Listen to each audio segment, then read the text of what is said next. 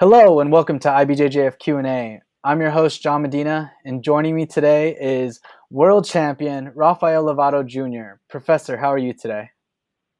I'm doing amazing. Thanks for having me. Awesome. Good to hear. Good to hear.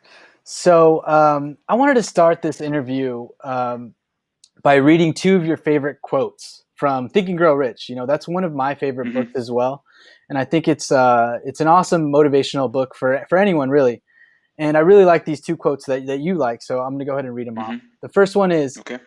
every adversity carries with it the seed of an equivalent advantage. And the second one is, victory is always possible for the person who refuses to stop fighting. You know, these two quotes from Napoleon Hill can sum up your martial arts career pretty accurately, actually. So my first question for you is, you're someone who always seems to push their limits and constantly gets out of their comfort zone. You know, whether it's competing against the best in the world in jiu-jitsu or testing your skills out and fighting the best in MMA. How important is it to you to always be learning and always be challenging yourself? Oh man, well that's like the basis of my whole livelihood. I'm very lucky to have been born into martial arts. My father being a lifetime martial artist, and he really embodies that mindset of always learning, always growing, always challenging yourself. And I basically just followed his footsteps, and he set the example for me. A lot of it was just sort of being forced to because of our environment. We're coming up in Oklahoma, far away from all the jujitsu back in the days. Like, we always had to travel, and if we were to get comfortable where we were, um, we never would have made it very far because there's nothing here. We were the first ones to bring jiu-jitsu here to Oklahoma, and like I said, if we would have been content with just having a mediocre jiu-jitsu, then there wouldn't be much of a story. But because we were always searching for the challenge and always looking to get out of our comfort zones, to learn and get pushed in training. For me in competition, my whole life has been traveling and seeking out those challenges and always getting pushed and continuing to learn and grow. And because of the extra sacrifice and investment that it took to get that knowledge and make those trips and put myself in those environments, I always very much appreciated every single thing that I learned. Anytime I had the opportunity to ask a question to a black belt, I always had questions ready. I had my notebooks. I would write it down before I ever went. I would talk about it with my dad. Hey, Dad, what do you want me to ask? We would always just put our heads together, study as much as we possibly could, and then there would be a huge investment. I mean, flight, hotel, all this stuff. We had to put so much money into every single technique that we learned. And so I would write it down. I would take my notes, and then when I got back home, I would just open up my notebook and say, Dad, here's everything I learned. Here's what I saw. And we would just drill it and go over it and work on it until the next time. And the first time I went to Brazil, I was only 16 years old. Talk about getting out of your comfort zone. Yeah. A 16-year old kid from Oklahoma, going to Brazil to train and compete at the World Championships. But I'm just so lucky that my parents, they were so supportive of me following my passion, and they invested in me. We didn't have much, really didn't have much at all, and really there was only enough for one person to get to go and do those things. And I'm an only child, and my dad kind of put his own training aside to stay at home and focus on running the business, running the school, Mm. and just put it all into me. And so, I felt a lot of I don't want to say pressure, but I felt obligation to always do my best and bring home the most that I possibly could for my father, for our school, And that's just been the story of my life, you know. And once I felt like jujitsu wasn't pushing me the same way that it used to, then I made the move to MMA, and, and went down that route and just did this exact same thing, applied the exact same principles on into my MMA journey. Um, and it worked out pretty well. But those two quotes are definitely ones that I hold very dear to my heart, and Mhm. that's just been how it is. You know, the adversity of having to travel and everything that we did, it had the advantage of being better students, of appreciating the process, you know, and every single thing that we learned. It gave us that. And, you know, victory is always possible for the person who refuses to stop fighting. I mean, that's the story of my career. I was never a world champion in any of the lower belts. I lost time and time and time again, you know, and it just got to where I started winning a little more, and that was it, you know. And guys that maybe beat me, I started beating them, and you know, I just never stopped, never quit. But it all started from my father and just trickled down into me. Wow, yeah, that's really cool. That kind of trickles down into my second question. So, outside of fighting, how much do these quotes and these characteristics would you attribute to your success in all facets of your life? For those that don't know, you own a successful academy, and you've kind of outgrown it, and you've gone to a bigger, newer academy, right? Hmm. So how much? Yeah, we did that just this year. Nice, nice. Yeah. So how much do you attribute those quotes and these characteristics to that Hmm. success outside of fighting? Hmm. Well, for me, martial arts is life, you know. Like, it is my life, and everything that I know about life, I've learned through martial arts, and I just try to apply it every day, you know. um, I think everyone at some point in their jiu-jitsu journey, they start to have these aha moments. You know, there's so many elements deeper than the technique, deeper than just, you know, trying to submit your training partners, or, you know, perform your techniques, you know, deeper things, that come, that come to realization, you know, about not giving up, about staying calm under pressure, and remembering to breathe and problem solve, and just you know, ask questions, and humble yourself, no ego, you know, all these things that that jujitsu brings to life, front and center. You know, we can kind of hide it in our normal everyday lives. You know, if we're not getting out of our comfort zones, if we're not trying to really better ourselves in any certain thing, you know, they can be kind of tucked away. But when you step on the mats, you know, the mats don't lie. You know, everything comes out. You know, if you quit, if you break easily, you know, just so many different things that you're going to have to come to understand about yourself, and push through it, and learn and grow through the challenges that you face on the mat, and then you just take those things and you apply it in your everyday life. Um, and so for me, it's everything, man. You know, I'm a teacher. That's what I spend the majority of my time doing, of course. Like, you know, I can only compete so much, but I teach every day. And that pushes me to be the best version of myself for my students, to help them have an example. I always try to lead from the front, and so, you know, this is it. This is my life, and I'm just so grateful to live my passion, and be able to um, feel like I'm always learning and always evolving. You know, it hasn't changed. Actually, this month, August, is my 16 year, or it's my black belt anniversary, August, and this is my 16th year as a black belt now. And man, I'm still learning. I'm still getting better. You know, just having that reminder, like, every day, that, you know, I can still be better. It's not over. The game's always evolving. I got Victor Hugo here pushing me every day, and it's just it's a beautiful thing. So I'm just very grateful. Nice. Yeah, that mindset is what jiu-jitsu is all about.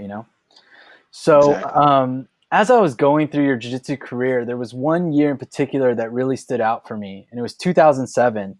You won the Jiu-Jitsu Grand Slam, taking gold at the 4 toughest tournaments in Jiu-Jitsu in the same year: Pans, Euros, Brasileiro, and Worlds. Very few people have achieved this in their careers.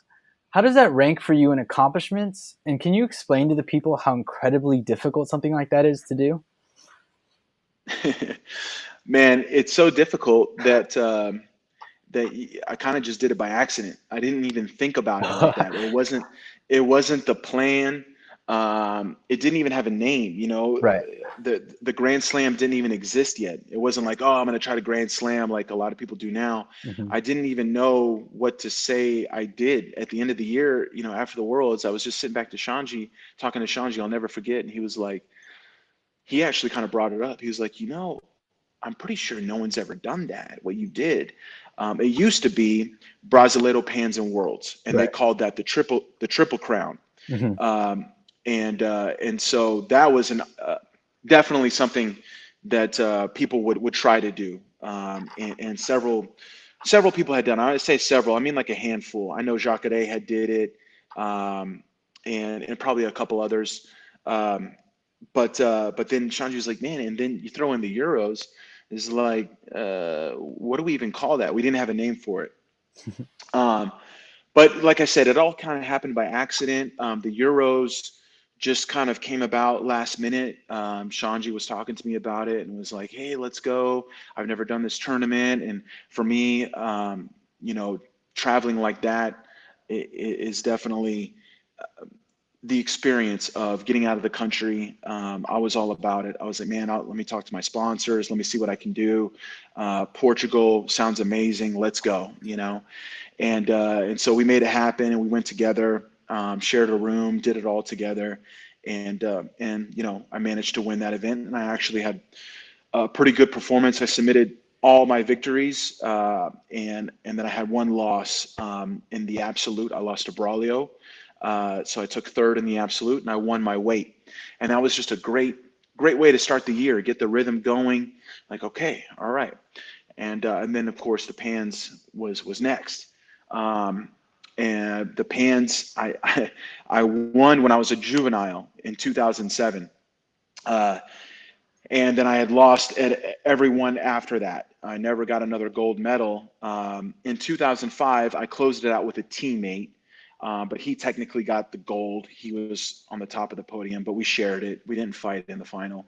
And so 2007, I was hungry, so hungry to finally get a pan gold. It had been 7 years, and man, once again, it just firing really well, confident, and had very similar performance.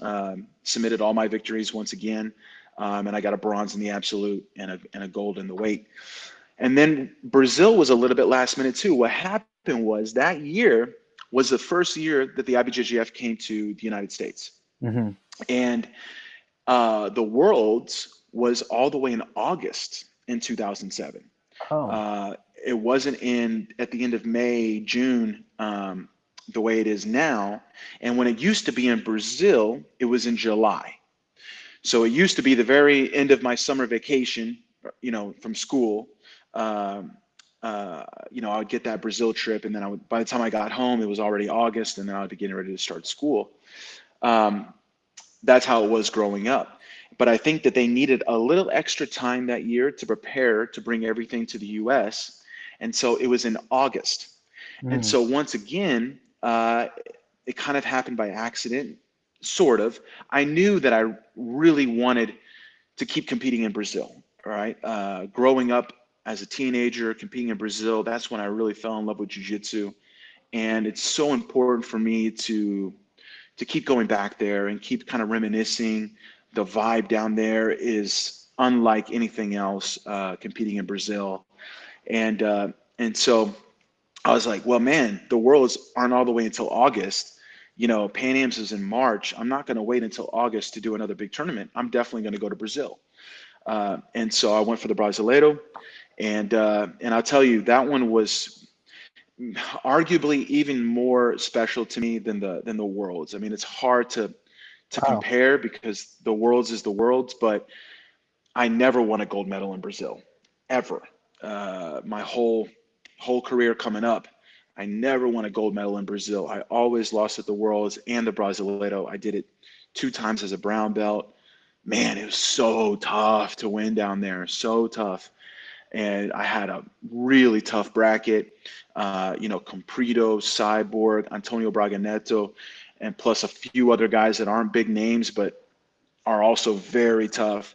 We're all in my division, and that tournament, the absolute was before as it is today, and I lost first round in the absolute on Saturday, and I was like, man, are you serious? I've won every tournament this year so far, and I'm really hungry to do well in Brazil finally. And boom, I lost my first match. And I didn't know who the guy was. And it turns out it was Alexandre de Souza, who eventually became a 2-time world finalist. Mm-hmm. But at that time, I didn't even know who he was. And he was my first round match. And I'm like, oh, okay, I'm going to start slow, get my warm up match. And next thing you know, I'm like, dude, I can't pass this guy's guard. And he swept me, and he ended up winning on points. And anyways, I was furious, and I couldn't sleep that night at all. I slept terrible. I was so angry, and that really lit the fire for me going in the next day in the weight class. And I just had a tough road. Braga Neto in the semis, Cyborg in the finals, and that gold medal, man. I'll be honest. I got very emotional. Definitely a lot of tears came out at the end of that day. Because like I said, I never won in Brazil, and it was just such a growing up as a kid and watching the champions in Brazil from that era, and just saying to myself, I want to be like them. I want to be one of those guys, and then finally winning as a black belt was, man, it was so special. And then that really gave me the confidence going into the Worlds. I was just like, you know what? This is just my year. I'm going to do it. And we did it. And I got to be the first one to win on American soil. And yeah, it was a special year. Like I said, it all kind of just came about, it was destiny. It just happened that way. But definitely, yeah, it was a really, really great year. Nice. Yeah, what a stacked lineup of guys you had to compete against to win those gold medals. But It's never easy. no, Never I easy. mean, So hard. yeah, especially super Hmm. heavyweight, black belt. Hmm. You're never gonna have an easy match. And like you Yeah. said, And the Alexander more the D'Souza. more you win, the more they study you too, is Right? the problem, Yeah, And they're so watching. you gotta make sure have a couple of tricks up your sleeve by the time you get to the Worlds. Otherwise, everyone's ready. Mhm. Yeah. So keeping up with this theme of getting out of your comfort zone and always testing yourself. I see you're registered for the Oklahoma Open. IBJJF is finally coming to your hometown. How does it feel to be able to Yes. compete in your own backyard? Oh man, I'm so excited. Man, where do I start? Like, gosh, I've been waiting for this for so long, and going back to one of the original quotes that you mentioned, every adversity carries with it the seed of an equivalent advantage. Mm. It's very similar to inside of difficulty lies opportunity. And once we reopened the academy here, started to get students back on the mats, we've just tried to be so positive and let everyone know that they haven't lost time. Every setback leads to a stronger comeback. And so when we came back, we've been trying to come back as strong as possible, get right back to training. I jumped right into gi competition after several years away. When I was focused on my MMA career, and a bunch of my students have been competing with me, and they're just hungry, working so hard. And then boom, we got this gift, and I'm just so excited for it. And who knows? Like, I don't know what the IBJJF's thought process was, if this has been something that's been on their radar for quite some time, or what. But to me, it seems like, due to the current state of the world and the conditions, we're lucky here in Middle America that we've been able to get back, to a new normal, or whatever you want to call it, much sooner than the coast, than the people on the east and the west. And so, it feels like that this is, once again, some destiny. This is a new opportunity for us because due to that setback, we got this gift now of a tournament of IBJJF, the most prestigious organization in the world, finally coming to our city. And so I just like, man, I gave my whole team a bunch of speeches. I told everyone like, man, this is a gift. This is our opportunity. This is the advantage that has come through the adversity. Let's get focused. Let's come together as a family and let's go show our absolute best out there. Let's accept the challenge, get out of our comfort zone. We're not just back, but we're back better than ever. And we're going to show it on that day. And it seemed like the speeches worked because basically everybody, my whole squad signed They up. did. We Yeah. were, yeah, we were able to pull together over 80 competitors, and something like 50 of them are coming right from home, right here. Okay, so now it's time to tap into the mind of a champion. I've got a clip here from one of your submission victories from the Pan 2008, and I just want you to help us break it down, okay? Sounds good. All right. That was the year of my epic final with Tusa. Yes, yes, it was.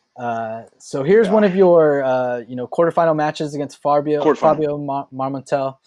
I really like this match because you just basically assert your game right away. And why don't you go ahead and break it down for us right here? So once he pulls guard, it's pretty much all you. Yeah, I think he tried to elevate me a little bit, and this was right when my pressure passing game was really starting to come together. That was something that I didn't develop until I was already a black belt. Mm, Um, and I started to really enjoy forcing half guard and passing from the half guard, trying to mount more, from the influence of my senseis, Salo and Shanji Hibero.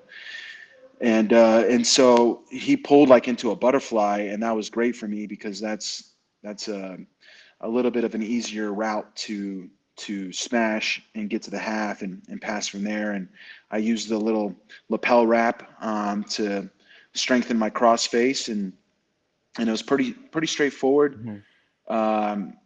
With the shin inside and getting my leg free. Now I'm looking to go knee in the belly and feed that lapel into my other hand to start like a Bravo choke game, which was a big element of my game, and then kind of transition into a Kimura attack, which is another one of my favorites.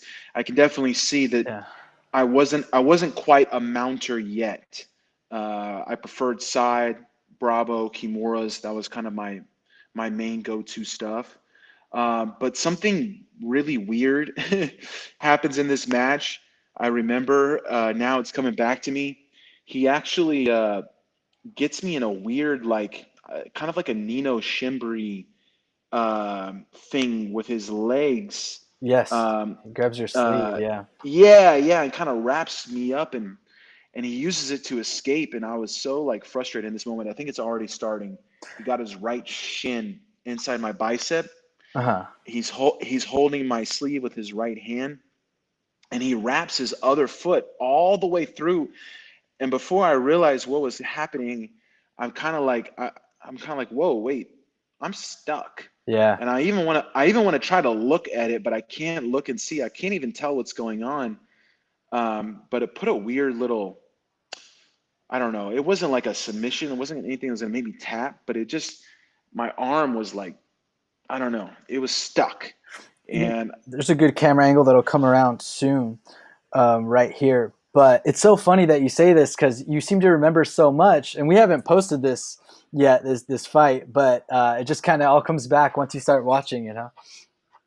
yeah, There it there is. it is. Yeah. Yeah. So it wasn't gonna make me tap. It's not like behind my back or anything, but it was a very weird lock. And I remember he had super strong grips. And I was just like, dude, my shin's on your arm and everything. And I'm trying to break that grip off, yanking it. You see me yank right there. Hmm. But I'm like slightly concerned because I have no idea what's going on. I don't know what leg is there. I don't know. Like I'm trying. Look, I want to look at it. You can see. I want to try to look and see what's happening. And then I remember getting a little frustrated, and I'm just like, you know what? I'm just gonna sit back. All right. Yeah, and then you go And to you know your what? full That guard. might even kind of be count as a sweep. I don't think they did count it, but with his leg in there, it Right. could be a guard. I think maybe now it probably would be definitely, if you use the legs, it'll be a sweep. I'm not Hmm. sure what they gave there. I can't see the referee, but right here you go Yeah. straight into your Yeah. lapel feed. Is that something you do I from guard a love. lot too? You like to feed the lapel from the Yeah. guard? Okay. Yeah. For a long time, I love the Bravo. If that lapel's out, I'm always going to try to feed it, especially from the closed guard. Hmm. And I was a little angry that I had passed and started so well, and then something weird happened, and so I'm like, all right, I really want to get the submission right here and just finish it. One thing that's really cool that I've noticed even when you're on top and on bottom is that you're really good at stringing different submissions together. How important do you think that is at the black belt level, and to find that to open up that person for a submission?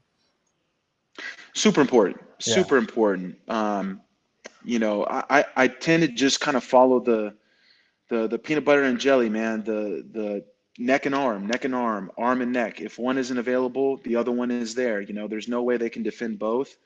And being that I just absolutely love upper body attacks. That's my style. Um, that's what I like to do. But um, yeah, I definitely always transitioning, never trying to force. Um, when I get to good positions, I just scan and I say, okay, what's available? If the arm's there, I'll take it. If not, then I usually start with some sort of neck attack to set up the arm or just get the neck. Yeah. So I think right here is where the finish comes. You kind of just abandon the grip and you go straight for the arm because I think you just saw him Mm. open up right away.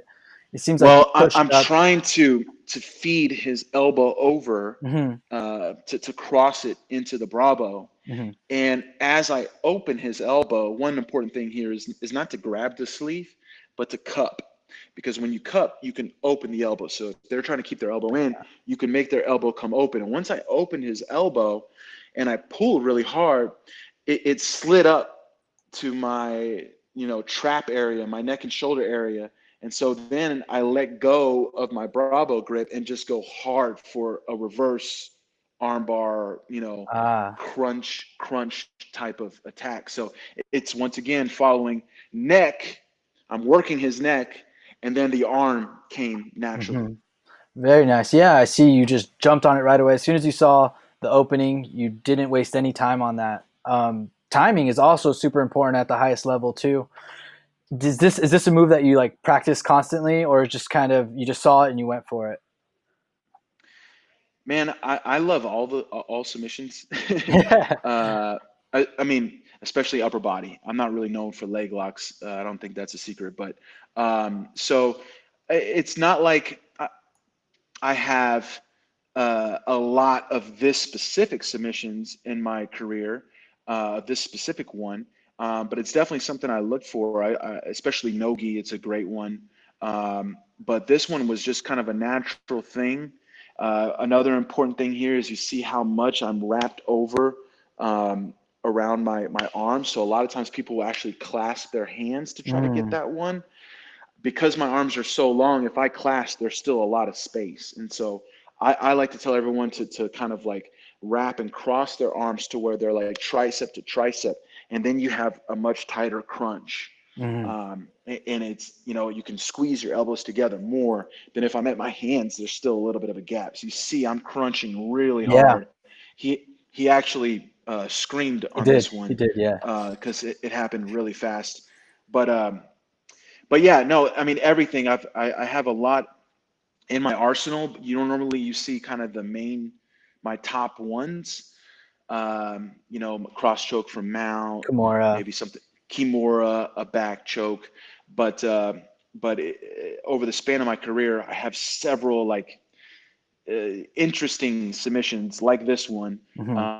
that kind of come off those root submissions like choke from the guard. Hmm. And lastly, from this position, did you like choke up on the tricep, or were you by the elbow or below? Right when I'm I, I- I'm on the bottom of my tricep, so I'm pointing at the screen like you can see me.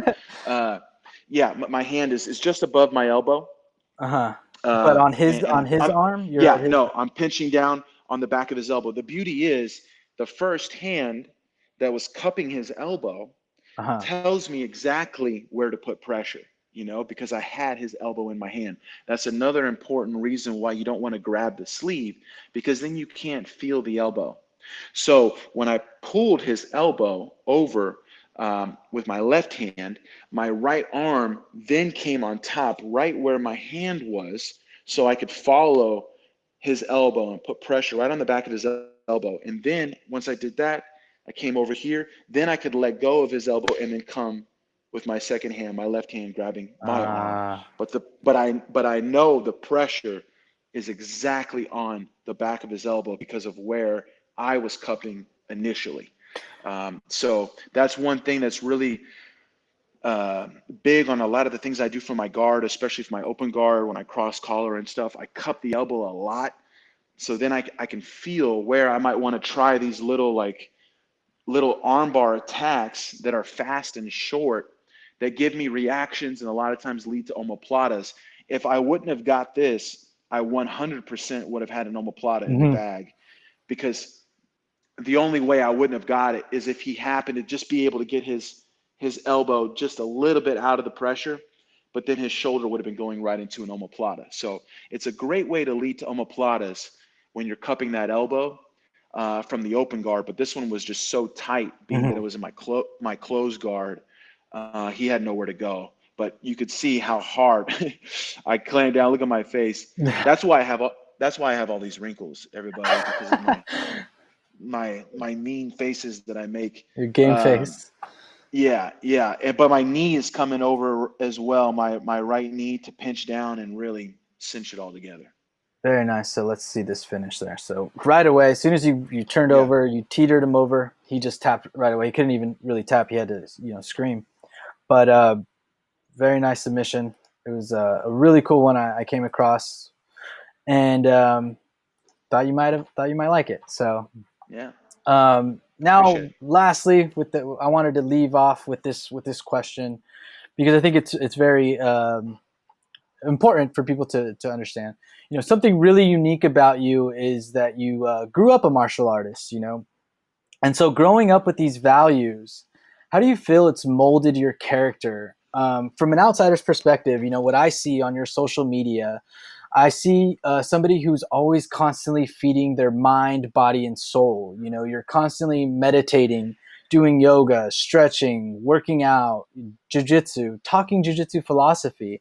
This is something that seems to have always been ingrained in your lifestyle. So, how important is it to you to pass these values on to your students and anyone who might look up to you? Well, man, so important. I mean, bottom line. But um, for me, especially when I started MMA, um, you know, I started late, right? Like for most people, having your first fight at 31 is like, man, you're too old already. Why are you just now getting into it? But for in so many ways, for me, it was actually a strength, because I think inside the cage, like I said, once again, all your weaknesses, everything is going to come out. Like even more so, right? Being on the mats is one thing. Being locked in the cage is a completely other. It's even more extreme. And one of the most important things is you got to know who you are. Who are you, and what are you fighting for? What is your why? What do you stand for? What do you have to say? What's going to give you strength whenever you need it? And for me, inside of that, I came up with the term, especially in interviews and things like that. In the beginning, everyone's like, "Oh, he's just a jiu-jitsu guy," da da da da. And I'm like, "No, man, I'm a martial artist. I'm not just a jiu-jitsu guy. I love all martial arts. I love to learn. I stand for martial arts, and it just so happens that jiu-jitsu is maybe my favorite, and the one that I love the most. It's my first love, my first passion. But inside of that, I came up with the term true martial artist. And one of the strongest pieces of being a true martial artist is teaching, and living by example. And that's something that I learned from my father. He is a teacher. I was his student, and I grew up watching him teach, and watching him trying to make a positive impact on everyone that came around, our community and just everyone that he made contact with. He was there to help and bring in like a family member, and help, help them become the best version of themselves. And due to the nature of everything, of he and I naturally being the most advanced ones inside our school, as far as jiu-jitsu goes, and me trying to help as much as I could.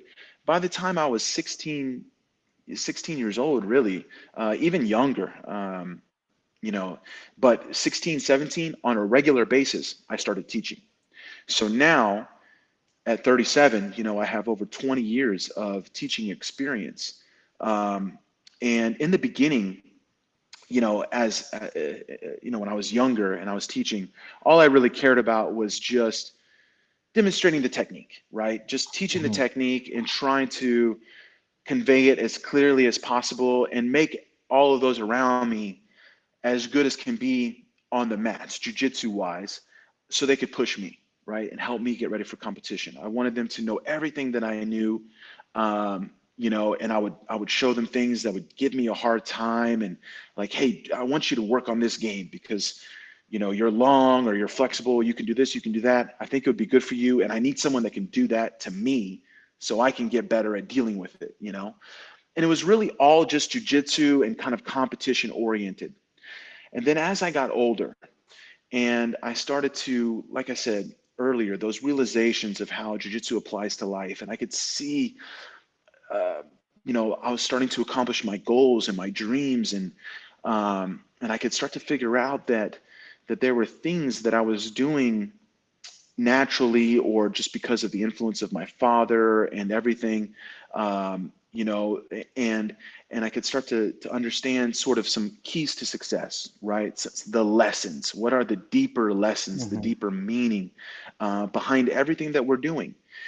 And I started to figure it out. And Think and Grow Rich really helped me. That book helped me kind of see what I was doing right and what I could do better, and the things that I wasn't doing at all. Um, and from there, I could get even more out of martial arts, and see it on a deeper scale of just life, and I fell more in love with martial arts. I really did, and I still do to this day. Moving, breathing, being present, Mm. the lifestyle, helping others, giving back, sharing, all these things just became more and more important to me. And as a teacher, I started to find my voice more and more, of being able to talk about those things, going beyond just, hey, here's a technique, here's a move, but opening up and saying, more inspirational things and helping people understand how they can take what they're doing on the mats and just apply it into their everyday lives and their other passions, their other goals and dreams outside of what's on the mat.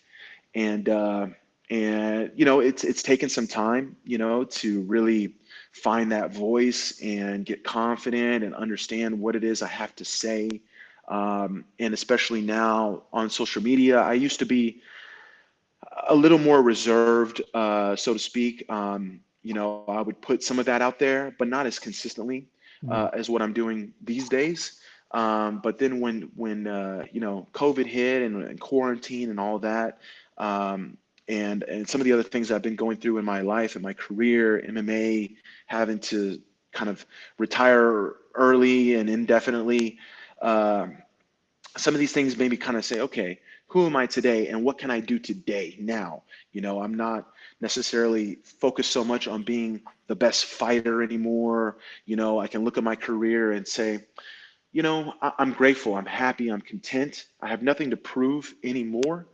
And so, what can I do now today? And that is now really trying to embody that influencer role and just put out inspiration, positive energy, help people talk more, share, what I've learned on the mats that are really just life lessons. Mhm. And I actually started a book, and putting my energy into that, my heart into that, and just hitting the next phase of that as well. I'm super excited.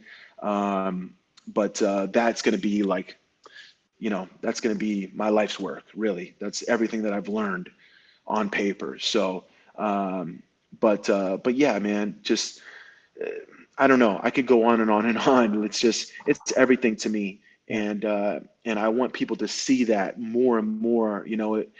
Of course, winning titles is great.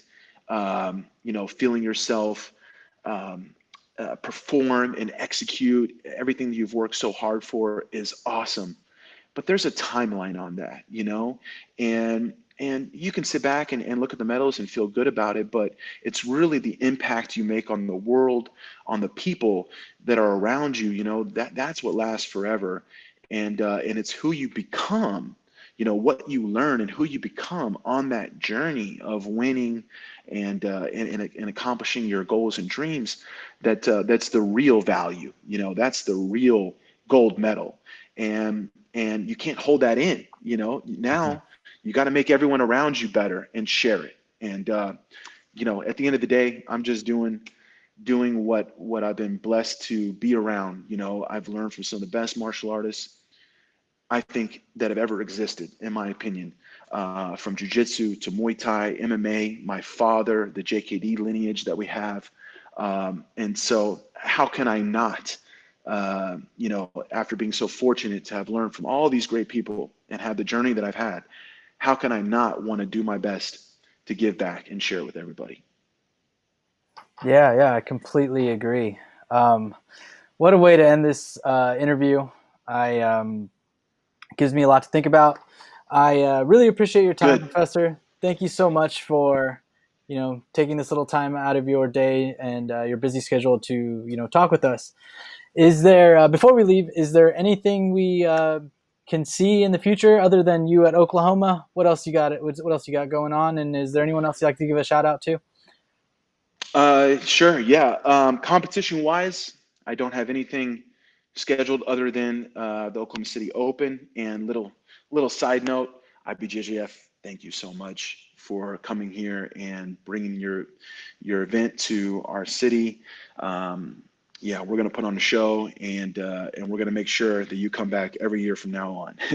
uh, but otherwise, competition-wise, not really right now. Victor Hugo is actually living here in Oklahoma, and I'm really focused on helping him achieve his goals and live through my students. And I'm staying in shape. I'm staying ready. If an opportunity comes up, I'm still kind of in the gi mode, especially because that's what Victor is focused on. So I'm looking for any gi opportunities to compete if they come around. Um, like I said, I'm always training, always moving, and so I'll be ready. But otherwise, I'm just teaching and doing what I do, working on my book, everything else. Um, but I would like to just thank everybody for all the support. Thank the IBJJF. Thank you for having me on this interview. All of the Lovato Jiu-Jitsu Association around the world, all my Hibeto Jiu-Jitsu Six Blades family, everyone that supported me all these years. It's much appreciated. And special thanks to my sponsors. Um, Forgive me if I have to think for a second to make sure I don't miss anyone, but Ward Tribe Gear, On It, Resilience CBD, Stay Classy Meats. Um, yeah, I think that's everybody. Yeah, just thank you for the support, and yeah, I'll keep doing my best to keep teaching. I have instructional videos out there. BJ Fanatics is a big supporter of mine. Keep giving back and doing the best I can to make a difference. Awesome. Thank you so much, Professor. Appreciate it. Thank you, John.